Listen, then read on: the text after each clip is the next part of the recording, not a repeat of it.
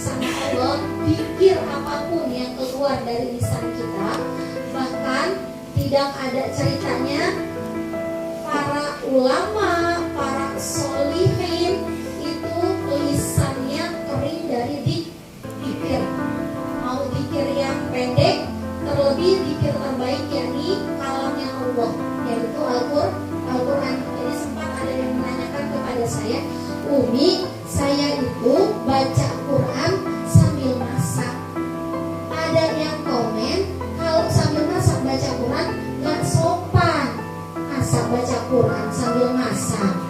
Iya, kalau memang dalam kondisi yang stabil, kita baca duduk menghadap kiblat dengan pakaian yang terbaik, afdol, itu lebih utama. Tapi dengan ibadah fadkuruni adkurkum, maka itu bisa dilakukan di mana saja, kapan saja, ketika berdiri, ketika duduk, bahkan ketika berbaring, kecuali masuk ke dalam kamar mandi. Saya matur solehah, saya tidak akan berhenti lisannya untuk zikir sama Allah. Masuk kamar mandi, la ilaha illallah Muhammadur Rasulullah. Larangan keras. Rasul pun punya cincin lafaz Allah, dilepas sebelum masuk kamar mandi, apalagi menyebutkan lafaznya. Atau ada yang pernah saya dengar nulis di kertas ayat-ayat, masukin ke dalam bak. Yang punya ritual apa gitu, pernah dengar gak? Supaya A, supaya B, supaya C. Masuk tuh ke dalam kamar mandi, kertasnya biar nyatu sama air, nanti basah ke badan. Utamanya A, B, dan C. Maka dari tujuan sebaik apapun, kalau adabnya salah gak bakalan nyampe. Gitu ya. Jadi gak bisa lafaz Allah baik tulisan ataupun ucapan masuk ke area kamar mandi, karena di situ tempatnya najis, tempatnya setan. Minal khubuthi wal khaba'ith. Banyak setan betina, setan jantan di dalam kamar mandi. Jadi kita pikirnya dalam hati saja. Maka kalau untuk al-kurkum, saya tuh kalau lagi masak, nunggu air mendidih di depan meja makan saya taruh Quran. Sambil lipetin baju, lagi murojaahnya hari ini jam segini, jatah murojaahnya surat apa, juz apa, halaman berapa, sambil lipet baju. Bawa motor, ketutup kan kita sama masker, ketemu jublekan, amma ya tasawuf, mau nyelip anin nabail alim. Saya meyakinkan kalau saya lisannya gak berhenti untuk pikir, berhenti untuk murojaah, saya gak tahu detik mana aktivitas saya dicabut sama Allah, maka saya dalam keadaan berzikir. Kayak tuh ya, apalagi rentan banget kan di perjalanan. Orang tuh dengerin headsetnya, dia dengerin lagu apa, kenapa gak berhenti? Tapi yang ngejamin selamat dunia akhirat siapa? Oh, saya kayak dibikin keder, kata Bunda.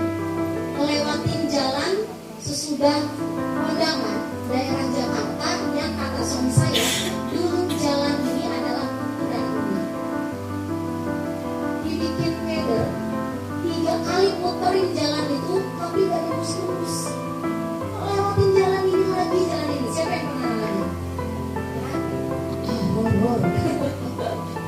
Saya standby motor, gak pernah saya keluar.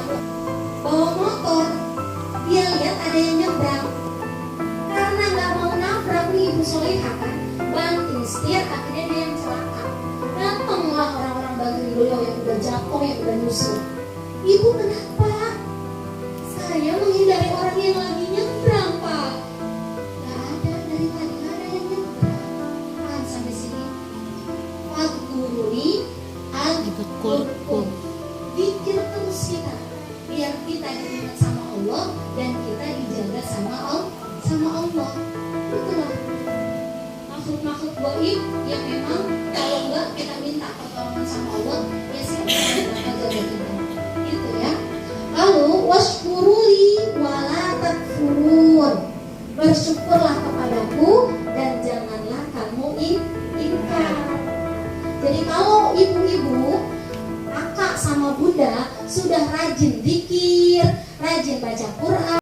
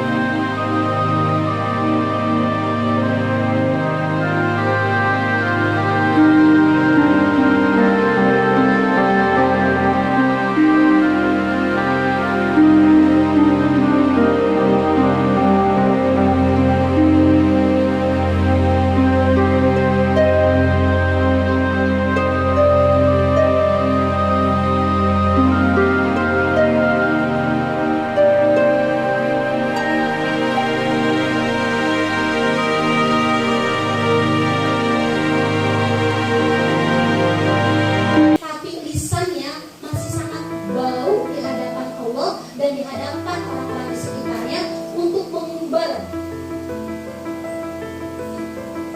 masalah-masalah, mengumbar aib orang, mengumbar keburukan orang, itu nggak mungkin terjadi kalau memang zikirnya nggak sebatas di lidah, tapi nembus sampai hati.